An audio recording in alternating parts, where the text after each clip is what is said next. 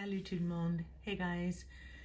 This week for our week 27 lecture, we will be learning les professions et les métiers, which we'll just be adding like jobs, trades, professions, crafts to the list that we learned last year. Then we'll be adding the future tense, le futur simple. But before we get to that, let's start with our story. Keep putting in the correct time marker to start on, and it kind of just keeps starting wherever it wants. So since this is probably like the 6th or 7th time that I've started this video, I'm just gonna roll with it. So here we go.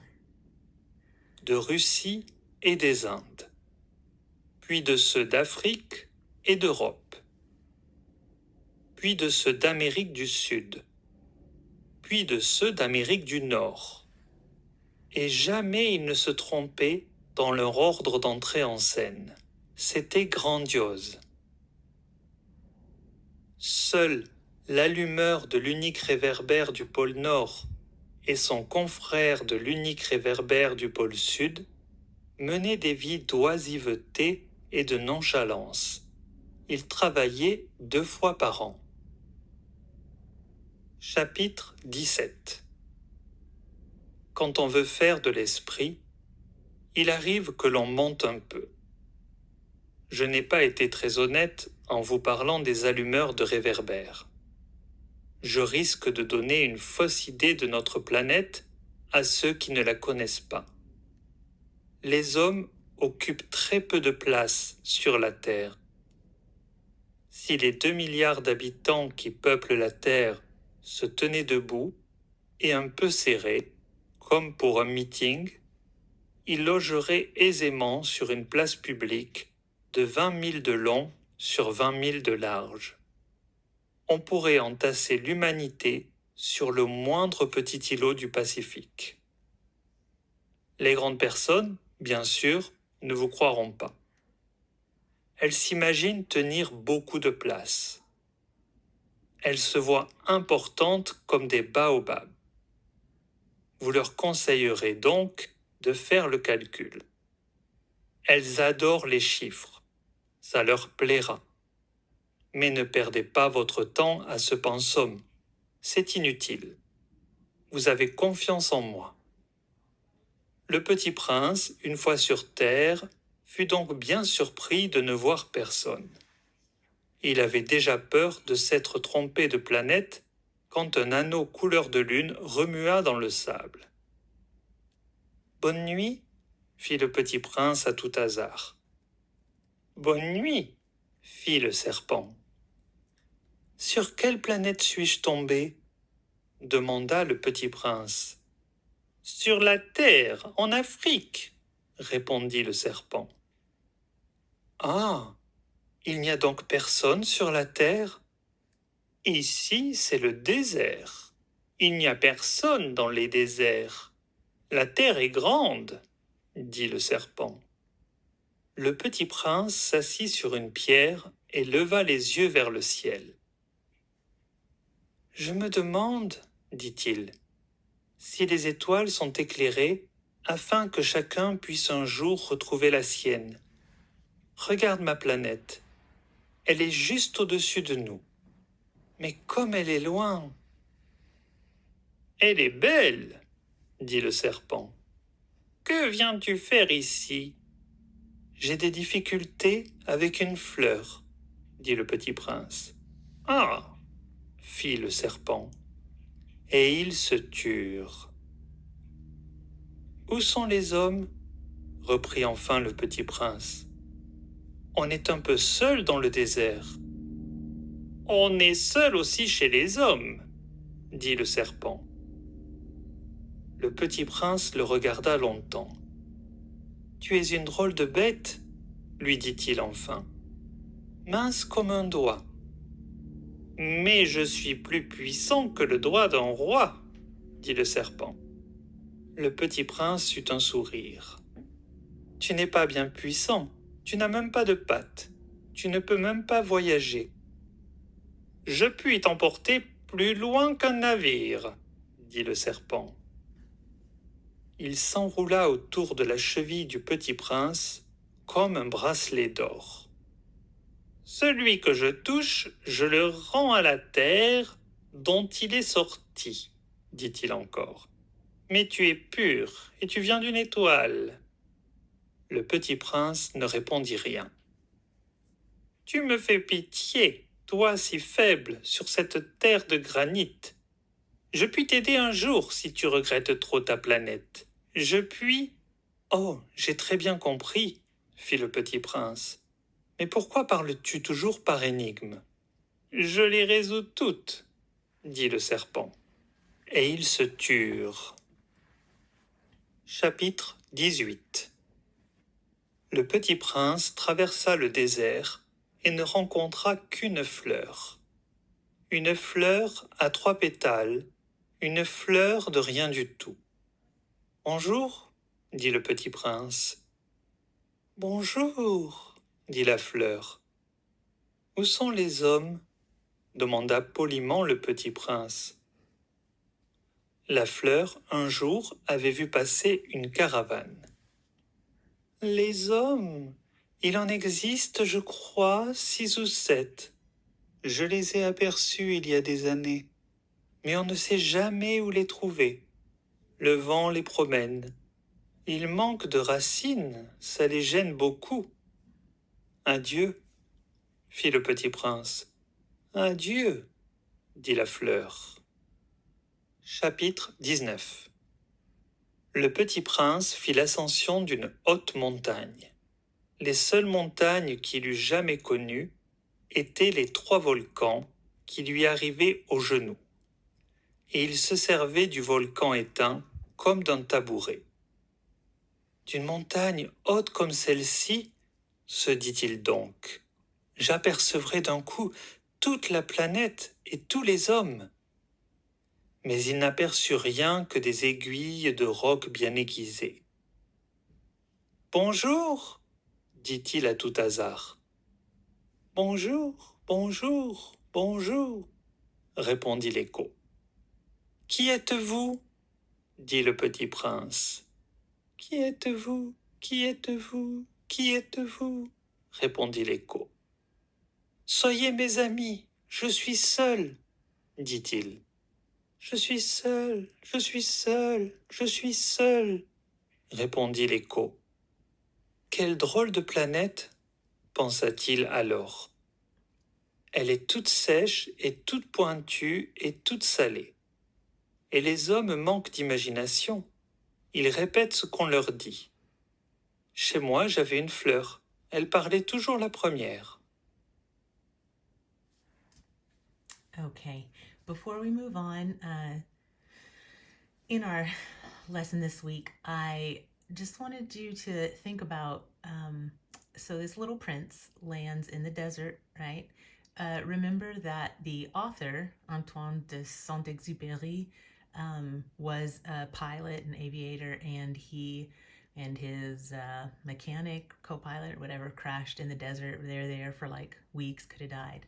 And so you remember that a lot of influence from that time in the desert you'll see in the story. So, but just something that we can think about, and if you can kind of see it in here.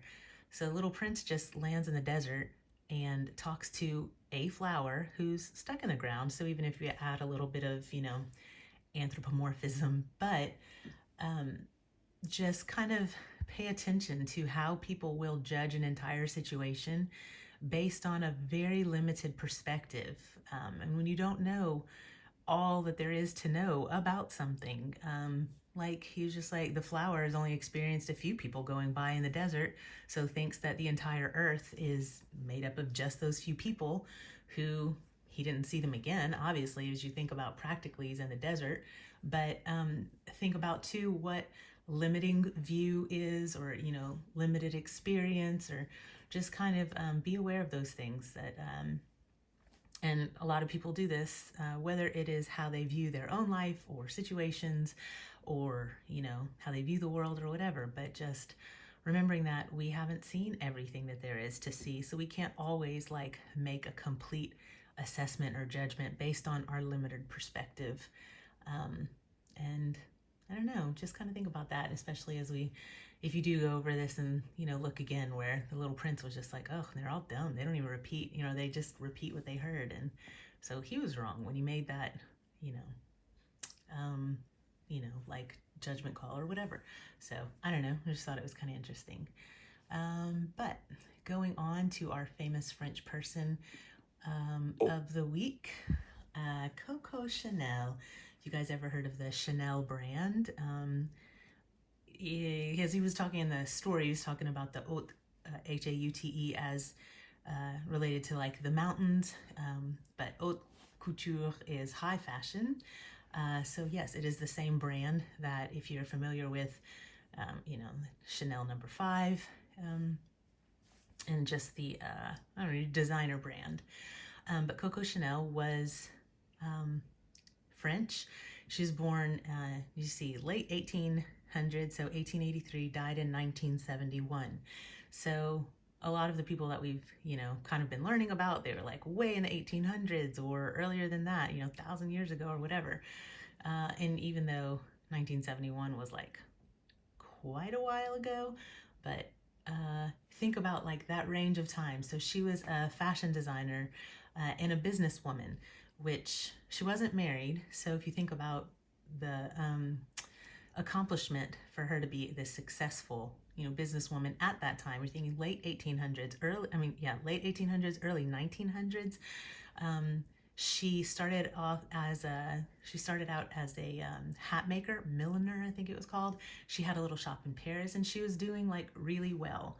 And then like as her kind of brand grew, she started like, she kind of a very rough childhood, but she learned how to sew from the orphanage that she was left at when her mom died and her dad dropped her and her siblings off to be raised by nuns. And she learned how to sew.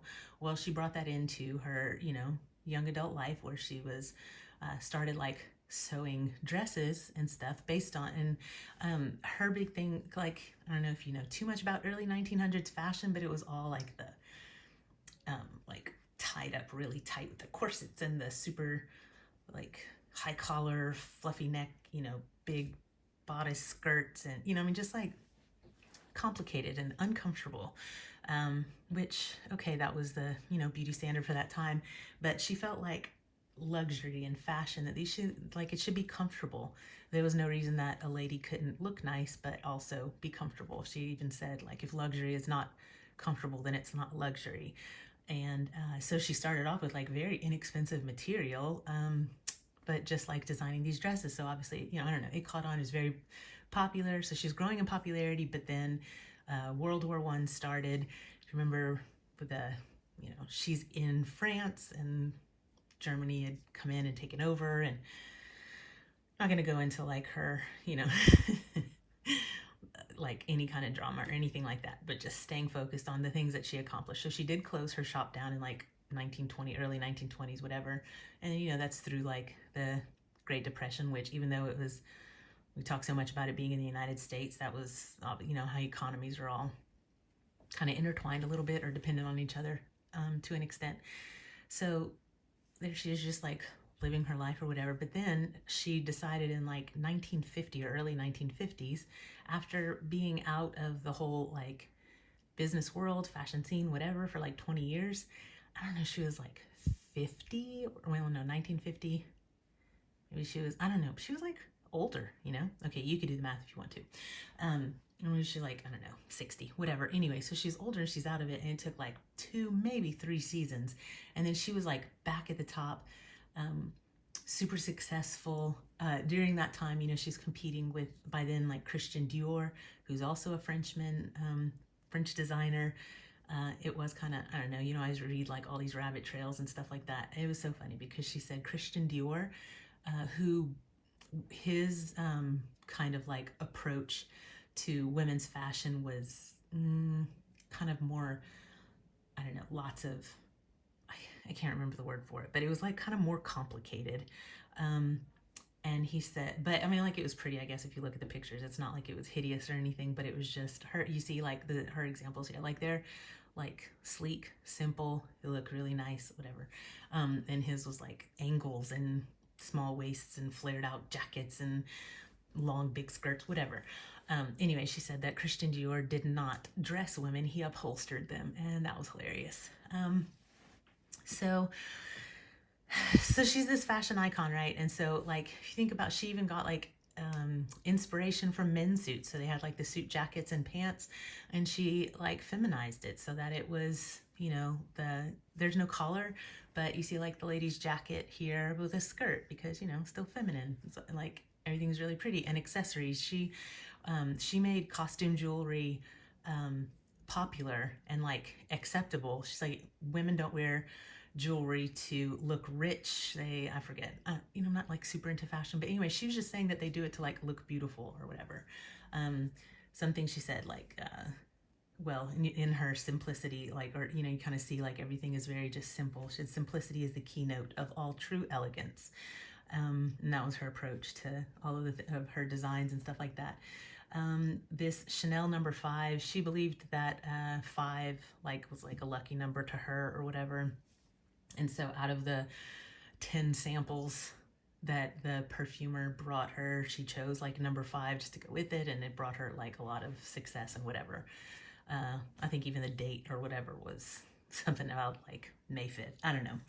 But anyway, so she said, you know, perfume is the unseen, unforgettable, ultimate accessory of fashion that heralds your arrival and prolongs your departure. And ladies, isn't that so pretty? Like, I don't even wear perfume, but it's just kind of a very classy, you know, thing to say.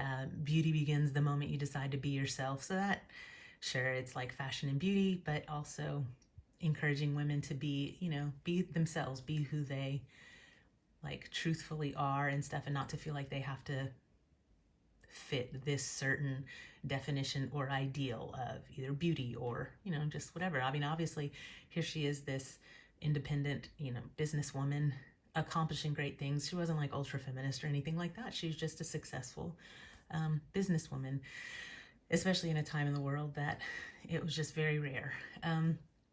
Keep your heels, head and standards high. I thought that was kind of funny, but this one I think we can all agree on, ladies and gentlemen. I don't care what you think of me. I don't think of you at all. So that was pretty savage.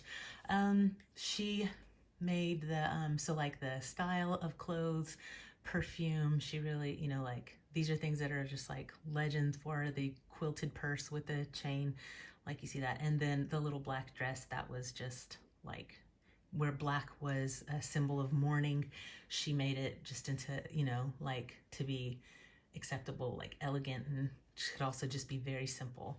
So, and even like in her older age, she still dominated, and you know about her, so you know, her legacy lives on. Okay, so next for our important area, our interesting area, or thing to see in France. So we have already hit all these places. These are the regions that have already been like chosen.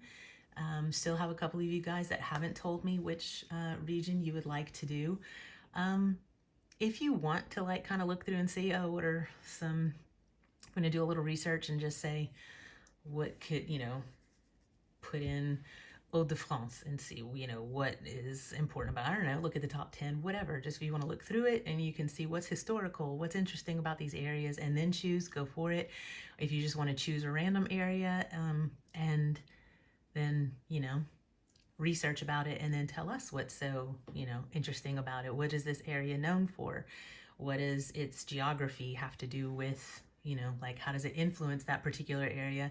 That may also bring in what's common in other parts of France, so that you would say, well, what's different about being here in the Spanish region, or in, you know, near the German border, or near the Swiss or Italian border, stuff like that. So, or, you know, even up here where there is the English Channel, but, you know, you've got like the United Kingdom up there, Great Britain and stuff.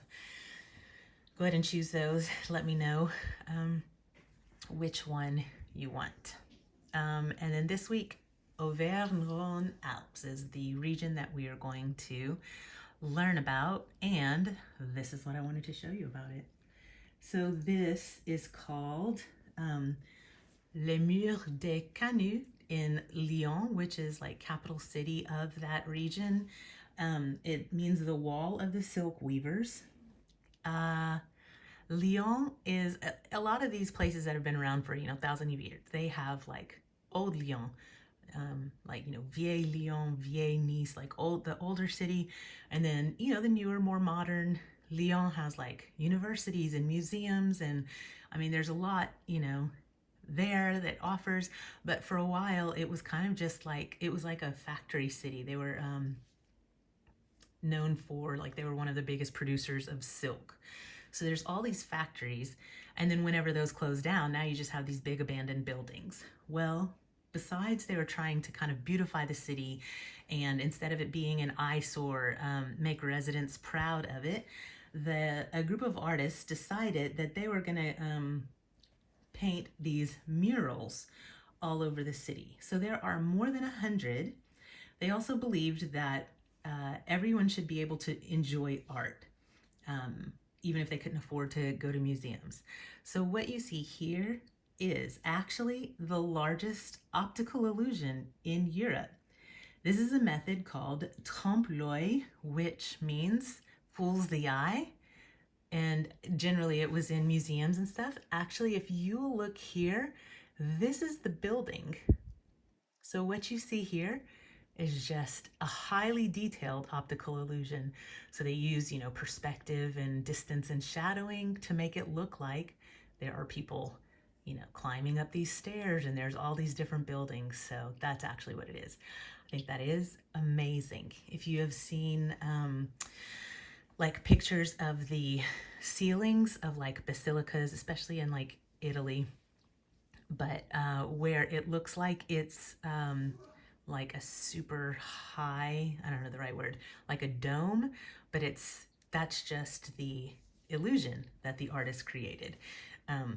Lyon, it would be the trompe-l'œil capital of France, because like I said, there's over 100 of these. This is so like inspiring and cool that other cities like Berlin, New York City, all these other cities wanted to do, like kind of replicate this.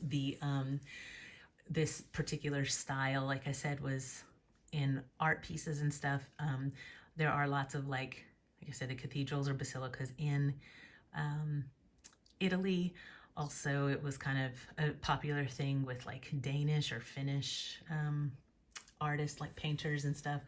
I saw one, it was super cool. If you ever just look it up, like it looks like this kid is actually climbing out of the picture frame. So it just looks so realistic, but it's very cool. So I thought that one was really interesting. And now for our quiz review. This is just a cute little picture. You're not gonna have to choose an animal from this list because some of them you don't even have the vocabulary for. But quel animal préfères-tu et pourquoi? What is this question asking? Okay. Quel animal, what animal, préfères-tu, do you prefer, et pourquoi, and why? So you can think about that for a minute. If you want to look up, how you want to say something, if you can't quite think of, based on the vocabulary we have, maybe there's, some word that we just haven't gotten to, but you think, oh, I love this particular animal because of this. Then like in the Monday class, they said, I like monkeys because they swing from tree to tree. Well, we hadn't really had swing before, so it's totally fine. Look that up, conjugate that verb, whatever. But I would prefer, well, actually for your quiz though, just like if you look it up and then you memorize it, no problem. You've now been able to say something that you want to say. That's the whole point of language. But for your quiz, just don't use, another resource to look it up. So you choose your animal. Some examples could be, je préfère les panthères parce qu'elles sont noires. Remember, so je préfère, I prefer. And then you would say your animal. Parce que is how we say because. So je préfère les panthères, I prefer panthers, parce qu'elles sont noires, because they are black. Remember that adjectives agree with the noun that they modify. La panthère is feminine. And so if you could say, je préfère les panthères parce que les panthères sont noires. But you know how to use subject pronouns, so go ahead and use that in the place of repeating the noun over and over again. So I prefer panthers because they're black, or je préfère le hérisson parce qu'il est très mignon. I prefer hedgehogs because they're very cute. Très mignon. Or je préfère les ponts parce qu'ils sont beaux. I prefer peacocks because they're beautiful. And just have your adjective agree with your noun. So those are just a couple of suggestions, but I'll be very interested to see these answers. You will also be filling in the blank with the correct form of the verb courir. We have je cours, tu cours, il elle court, nous courons, vous courez, il elle court. And past participle, couru. Right? Just fill in the blank for those. Okay, next you will have a picture. It will have a caption. And because I am doing the best that I can with internet pictures, but also not trying to spend a ton of time downloading the picture, crop the picture, edit the picture, all, that kind of stuff, because I already do spend a whole lot of time, mostly, looking up our people and stuff like that. Anyway, it is something that I really enjoy, but in the interest of time, I just kind of found the best thing I could as far as a picture on the internet, something that's not scary. I also am giving you a caption because the caption is important, and I do tell you in the instructions on the quiz, because you will be comparing the first animal to the second animal. If the picture and the caption are different, go with the caption because the caption is going to give you the right answer. So in this case, we have a whale and a goldfish. You are given an adjective and the little plus sign to let you know that the comparison is going to be more. So this grand and the plus lets you know that it's going to be bigger, or more big in this case, exactly. But the minus sign will be less, and the equal sign will be as, so like aussi. So how would we say the whale is bigger than the goldfish? Now keep in mind, this is just a comparison. This is not the superlative, like the most, the least, the best, the worst, whatever. So just comparing. All right, we would have la baleine est plus grande que le poisson rouge. Notice here that la baleine is feminine, so grand, or the adjective grand, is describing the whale. So that's why our adjective needs to agree with the subject here, the noun that it's modifying. So the whale is bigger, plus grande que le poisson rouge, the goldfish. Okay, so again, you'll be given these signs along with whatever adjective is in parentheses. So how would we say, just as a review, the plus sign, we've already gone over the plus que, and then what's the minus? Okay, moins que, and then aussi que. Very good. I'm sure you guys were all shouting out the answers. Yes. Okay. Finally, I definitely wanted to make sure that you could see this so that we could kind of talk through what to expect. This is the format that is given in your, let's see, third section of the quiz. You've got Nicolas, there's the name, a plus sign, intelligent, an adjective, and classe, which would be whatever, the group is, whatever is being compared. This particular section is for the superlative, so it's only going to be the most or the least. So how do we say Nicholas is the most intelligent of the class?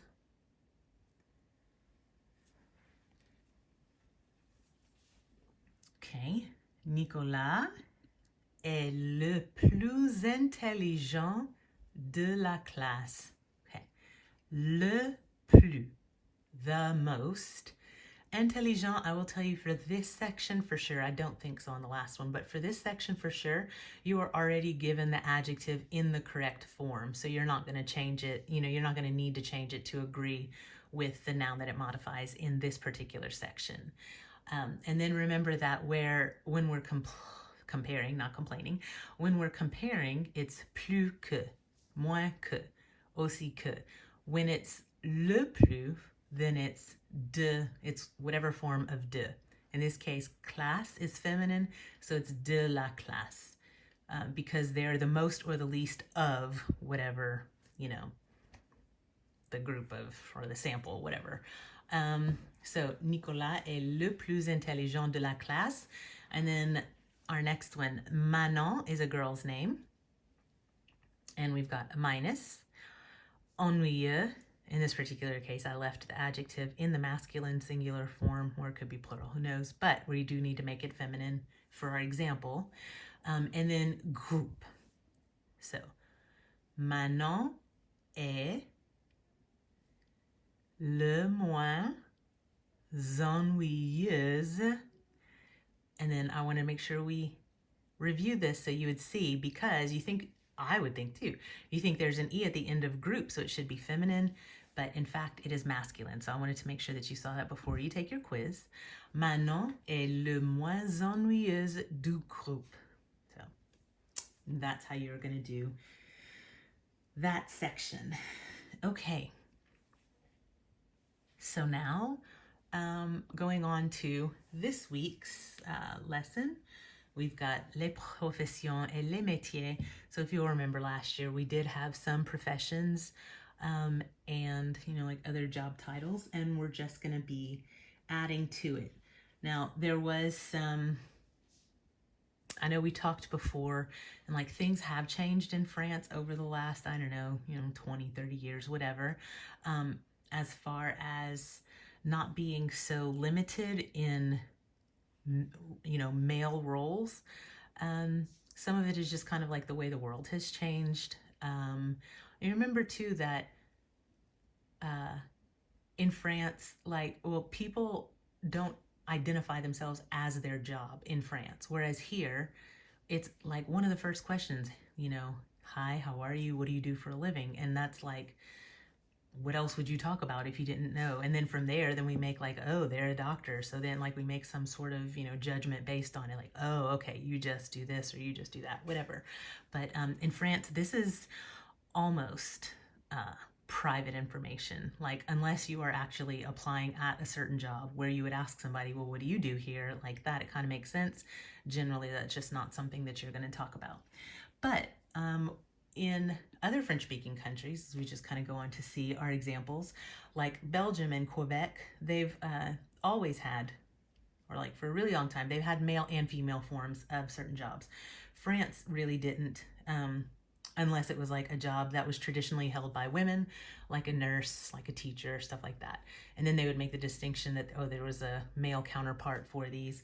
But now it's becoming more common to have a feminine role. They actually are still having a debate on how to address a female in a traditionally male role. There was an article, even as just a couple years ago, there were a couple of articles where if the lady is a judge, because it is polite to address, especially we have that too, where respect, they would say, Monsieur le juge, Mr. the judge, or Sir the judge. It's just kind of how the construction goes, but now they're just so what do we say, Madame le juge, because Mrs. the judge, or Madame la juge, that's just, they're still trying to figure it out. But for the most part, as you've seen, different examples, as far as the endings, I have a few examples here. You will have more vocabulary in Quizlet, but for the position that may end with a consonant in EUR, le directeur, then the feminine counterpart would be la directrice. It would just become, adding the RICE. And I think it's generally well, it could also be, yep. Certain letters, because here we have le coiffeur or la coiffeuse. It just kind of depends on, what the word is. If you look it up in word reference, if you have any questions, then it's going to tell you the feminine form of it. Some words that already end in an E would just change the article. Le photographe, la photographe. Le caissier, le caissière. Remember we had à la caisse, is at the cash register. So here's the cashier, masculine or feminine. So the IER words would end with I, accented ERE. We've seen that before too. L'avocat, l'avocate, lawyer. So sometimes you'll just add an E to make it feminine. I've seen that a lot. And like we said before, un maître, une maîtresse, the word just might, change even more, adding an ESSE to the end of it. This is a word that tells, like, it already is built in that this word means an elementary school teacher, like younger ages. Un professeur, une professeure, whether or not they'll add the E, because they might just change the article, or maybe they will add the E for professeur. That would be higher levels, like high school, college. And then a teacher, whatever kind of teacher of any level, would be un enseignant or une enseignante. So that is that one. If there are some other ones that you're looking at, I'm going to add kind of a variety to the ones that we already have in there. I'd be interested to know if there are any that you aren't interested in. So going on. So we have le futur proche, just to kind of refresh here, because we have learned this already, how to make a near future sentence. This is something that's going to happen in like the next few minutes, next few hours, very soon. We've got je vais aller au resto. I'm going to the restaurant. On va lire ensemble ce livre. Are we going to read this book together? We add the present tense, or we use the present tense conjugated of the verb aller, to go, and then whatever infinitive, the infinitive of whatever other verb that we're trying to, the thing that we're going to go to do. So, je vais aller au resto. I am going to go to the restaurant. On va lire. We are going to read. Okay, so that's how we've made the future so far. This one we're going to learn the true future, le futur simple, which is simple because, there's lots of tenses. Don't worry, there's still a few other tenses that we're not going to get to in French too, that you aren't going to have to worry about. But you may see, like, if you continue in your, like, reading or things like that. But for now, so how are we going to make the future tense? Let's read a story and see it used. So, le réveil de Vanessa sonnera à 6 heures. Elle ne se lèvera pas tout de suite. Elle restera au lit jusqu'à 6h30. Ensuite, elle prendra son petit déjeuner. Elle mangera des œufs bouillis avec du pain et elle boira un café. Pendant son petit déjeuner, elle écoutera les infos à la radio. Après avoir mangé, elle prendra son bain et elle s'habillera. Elle ne prendra pas une douche parce qu'elle n'aime pas ça. Un bain prendra un peu plus de temps et c'est pour cela qu'elle se réveillera tôt. It is a little bit of a mouthful, but okay. Vanessa's alarm will ring at 6 o'clock. She will not get up right away. She will stay in bed until 6:30. Next, she will have her breakfast. She will eat scrambled eggs with bread, and she will drink a coffee. During her breakfast, remember they prendre, they take breakfast or they take lunch. They don't necessarily eat lunch or breakfast, but obviously it's the same thing. Okay. During her breakfast, she will listen to the news on the radio. After having eaten, she will take her bath and she will get dressed. She will not take a shower because she doesn't like that. A bath will take a little more time, and that's why she will wake up so early. Okay. Après s'être habillée, elle s'occupera de regarder ses messages et de lire ses emails. Elle donnera à manger à son poisson rouge comme tous les matins. Ensuite, elle faudra se préparer pour partir au bureau. Elle se brossera les dents, elle se maquillera, elle mettra ses chaussures, elle prendra son sac et elle partira en voiture. After having dressed, she will take care of checking her messages and reading her emails. She will feed her goldfish as she does every morning. Next, she will have to get ready to leave for work. She will brush her teeth, she will put on makeup, she will put on her shoes, she will take her bag, and she will leave in the car. Here, because this week we are only doing regular verbs, like the future tense of regular verbs. Next week will be irregular verbs. So this is the future tense of falloir, like il faut, to be necessary. But I've just put it in italics because it's an irregular verb, but just so you recognize the difference. Okay? Elle partira de chez elle à 8h moins le quart. Avant d'aller au bureau, elle s'arrêtera au café pour prendre un café et discuter avec Amélie, sa meilleure copine.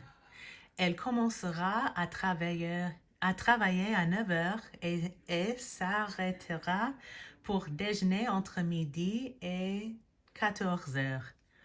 Aujourd'hui, elle sortira au restaurant avec des collègues. Ensuite, elle reprendra le travail jusqu'à 18h. Sorry for the hesitation. I kind of get distracted sometimes. Okay, so she will leave home at 7:45, 7:45, whatever. Before going to the office, she will stop at the cafe to have a coffee and to chat with Amélie, her best friend. She will start working at 9 o'clock and will stop for lunch between noon and 2. Today, she will go out to a restaurant with colleagues. Then she will go back to work until 6 o'clock p.m., of course. Okay. Trying to think if there was something to say about that. No. Okay. Après avoir fini de travailler, elle s'arrêtera à la salle de sport pour soulever des poids. Ensuite, elle fera quelques courses et puis elle rentrera chez elle. Vanessa préparera son repas et le mangera devant sa série préférée. Ça ne prendra pas beaucoup de temps pour faire la vaisselle.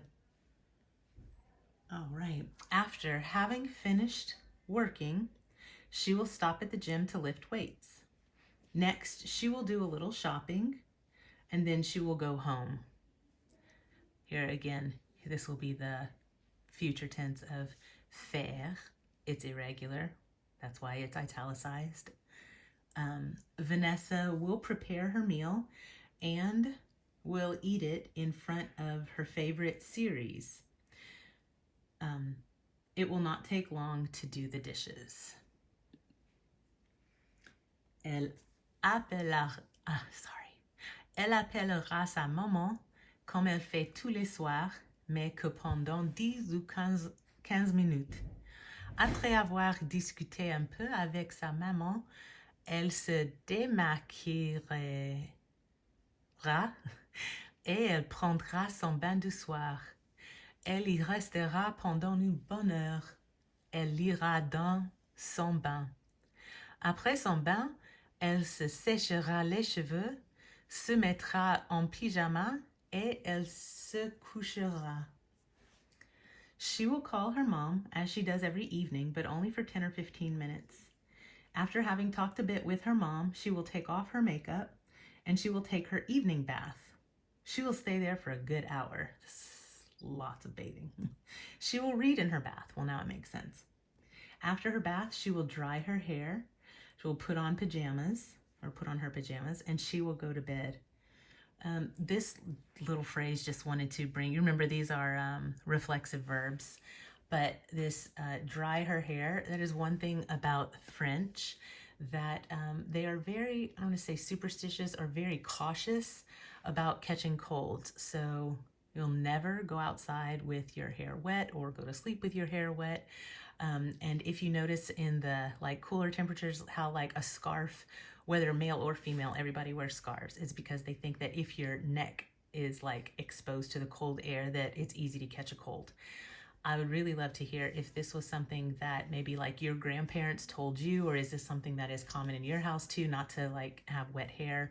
I know that my grandmother, who was of French descent, so I feel like some things were just passed down, but then I don't know, maybe it was just an old, like older person thing, like our grandparents and their parents, and that maybe it was just a thing that they thought that that's how you get cold. So I'd be interested to know if that is something that you guys, like if that was passed down in your family too.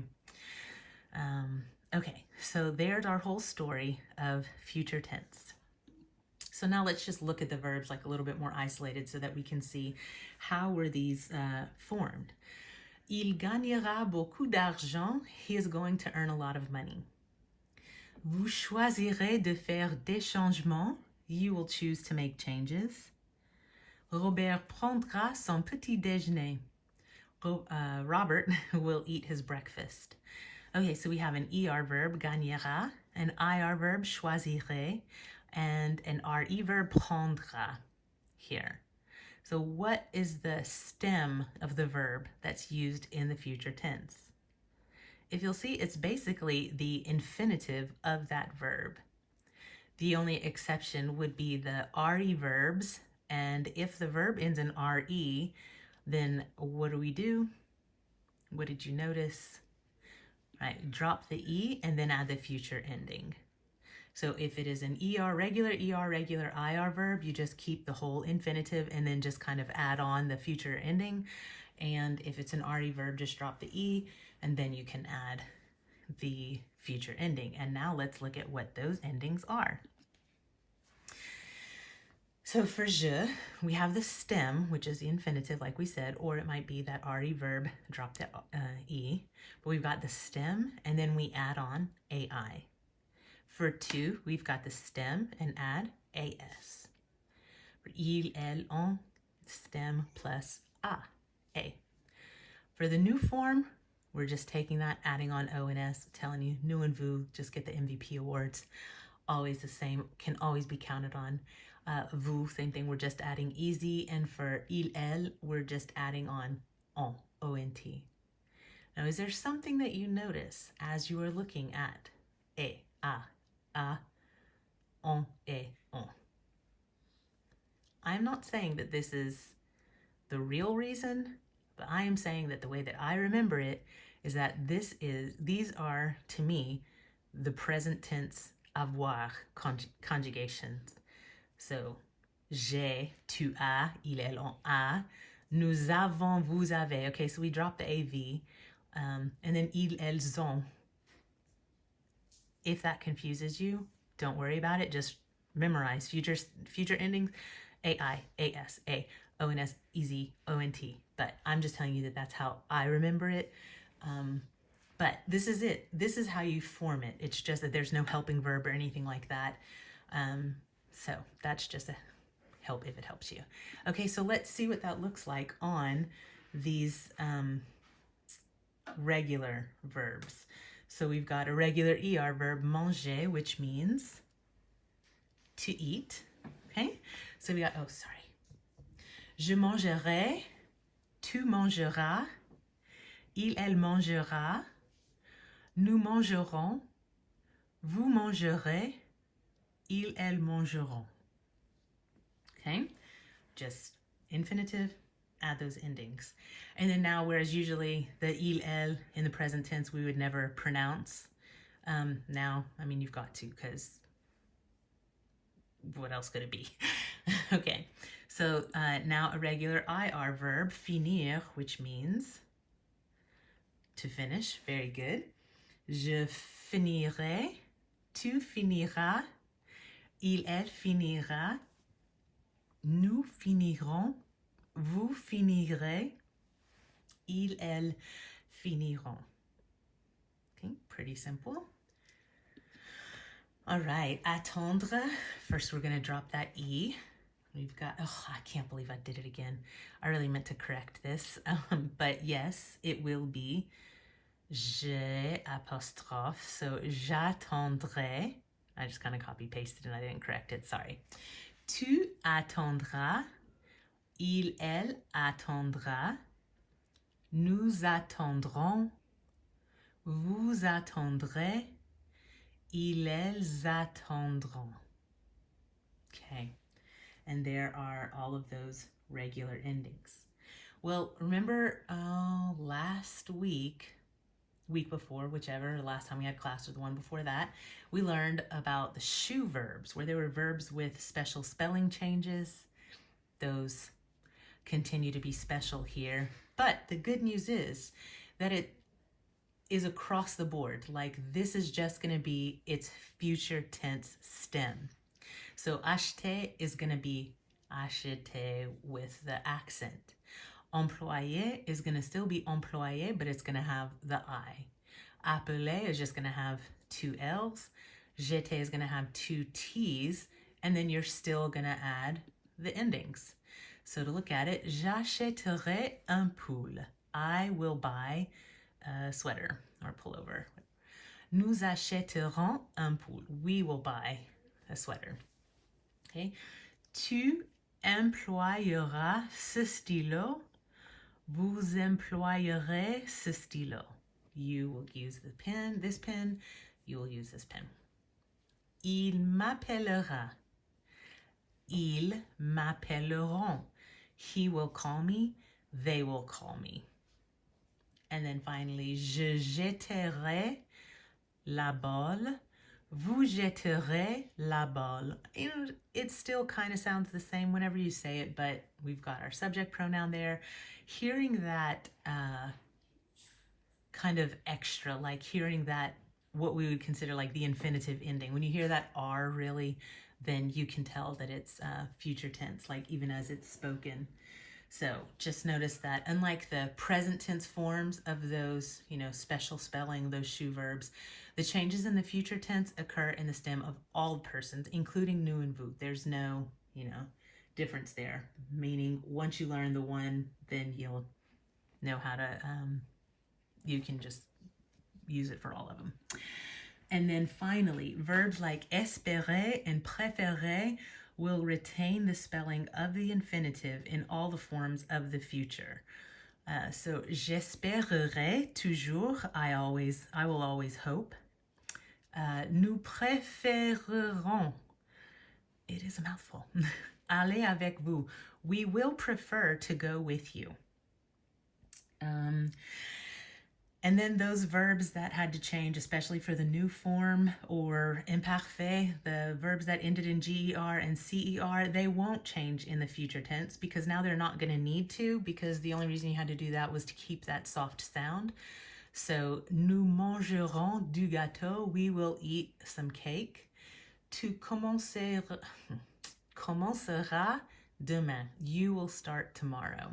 So, again, once you learn these, then you've got it. It's pretty straightforward. So if you have any questions, please feel free to contact me and ask. I am here for you. Until then, we'll see you later. Au revoir.